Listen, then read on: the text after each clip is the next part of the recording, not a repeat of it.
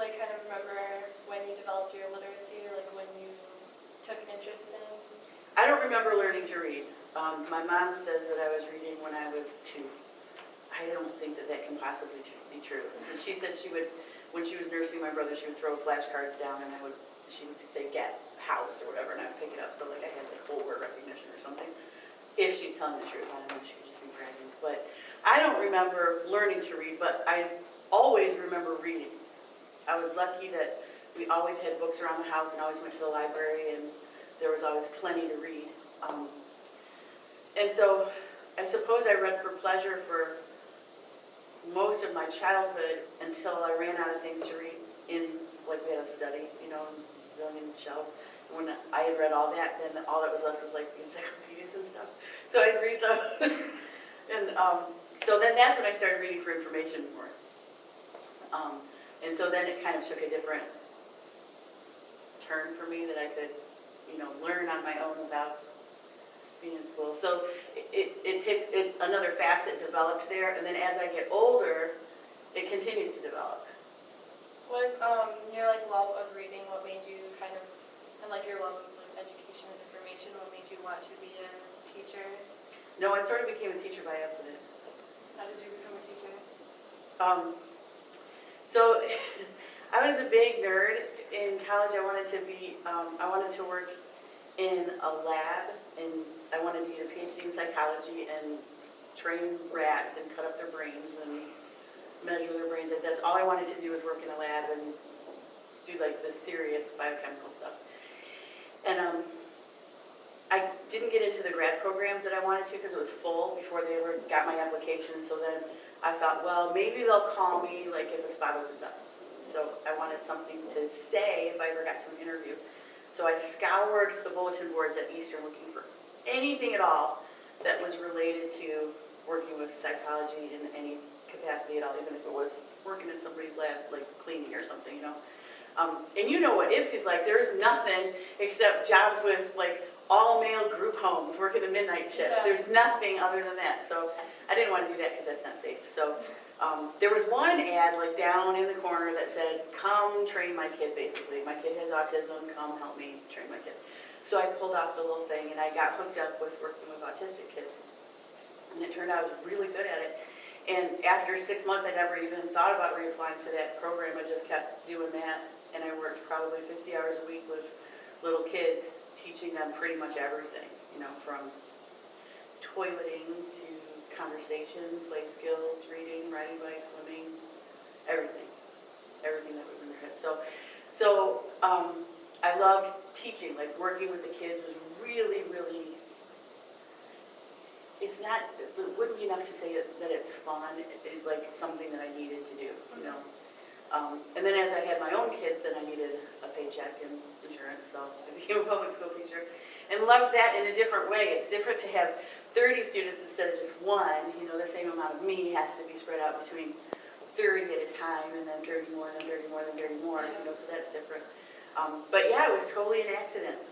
And so it just, I became an English teacher because I love reading, but becoming a teacher was just an accident. That's actually a really awesome story. I never knew that. Yeah, you did. I told you guys No, about I it. don't remember that story. Do you know my star pupil? I told you guys about him. I know I did. He's at Washington now, and he's driving a car. He's got a girlfriend, and getting ready to vote in his first presidential election. Woo. I know. So how do you feel about teaching here? Like, how do you like it here? It's a loaded question. I love it. I feel like people have a moral obligation to go where they're needed, and I'm needed here. We need more than just me here, and so I hope that other people join me. But I'm going to try not to cry. Our kids are so needy. Our kids don't get anything to read at home. They have, like I asked them, you know, what do you have at your house? They have maybe a Bible, maybe a magazine. Like most of them have nothing. Can you imagine nothing to read in your house? Like the back of a cereal box is it, or whatever's on your cell phone, that's it. And so they're coming to us without support, without expectations, without even respect for the process. And so we have to instill a sense of value for that before we can even teach the skills. And so by the time we're ready to teach the skills, they're so far behind that then they're embarrassed. And so it's a big thing. And it's so satisfying to see progress. You know, you see kids get the courage to try and to be comfortable with not really being perfect at it and showing their insecurities, and they really do get better. They really do get more than a year at a time every year, you know. Oh, that is, I don't know, I like that. Yeah. Emotion. So you would pick here because you feel like you're needed here and Mm-hmm. you want to help them grow and stuff. Mm-hmm. So I guess that would be, I'm trying to think of how to word this question, because I'm going off script here. And Real maverick. yeah, go on. So, yeah, you guys, I guess that you just want to see them succeed and do well, and that's kind of, do you want to tell like any specific story about like a student or something like that, that would like, I don't know, anything you want to share? Yeah, plenty. Every year there's a great story, you know. Reading is such an intimate experience, you know. You have to really, it's not like learning anything else, you know. It's necessary and other people can do it, and it's expected that you would be able to do it, and it's expected that you would enjoy it, you know, by society at large. But our community has these little microcosms where it's not expected, you know.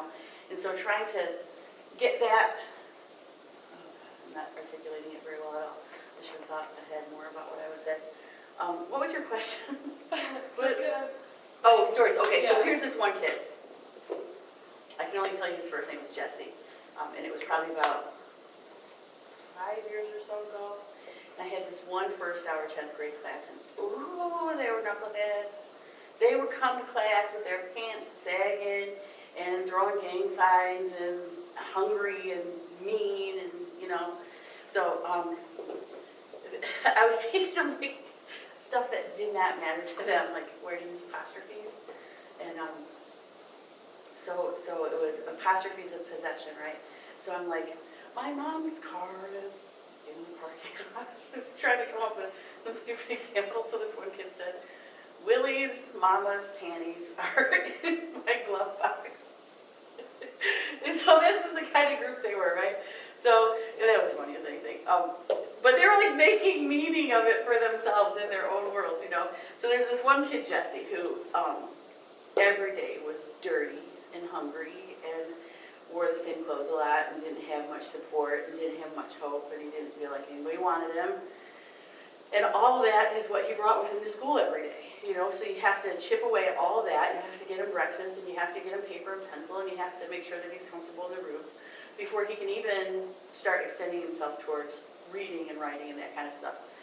And I was able to give him some sincere compliments, and started to weasel my way in with him, you know, and he came to value my opinion eventually. And by the end of the year, he was so proud of himself. He said, I'm your best student. I said, yeah, you are. Totally you are, you know. And he finally got through Ypsi High, and he graduated and joined the Army. And he called me, I don't know, a year or two after he was in the Army, and he said, hey, this is your favorite student. This is your very best student. I made it out of there. And I was so happy that he got what he needed to get out of the situation that he was in and make a better way in the world for himself. So that's what I hope kids get out of it, is whatever the hell they need. You know, we have like two groups of kids at Ypsi High. We have the kids who are totally supported and totally spoiled rotten. They've got zillions of pairs of shoes, and they've got more than enough to eat, and they take family vacations, and they've got everything they could possibly want. And if they don't have it, their parents find a way to get it for them. And then we've got another set of kids who don't have enough of anything. Never enough money, never enough time, never enough love, never enough food, never enough clothes. The lights get cut off, you know, big, huge, real-life problems for these kids. And so what they need out of literacy is totally different. Like the totally able, supported kids need challenges, and they need to learn how to read things that they're not comfortable understanding right away, and they need to stretch and challenge themselves, and they need to rise to a challenge, and you know, often those kids are so perfectionistic and they're so quick to shut down if they don't get it right away.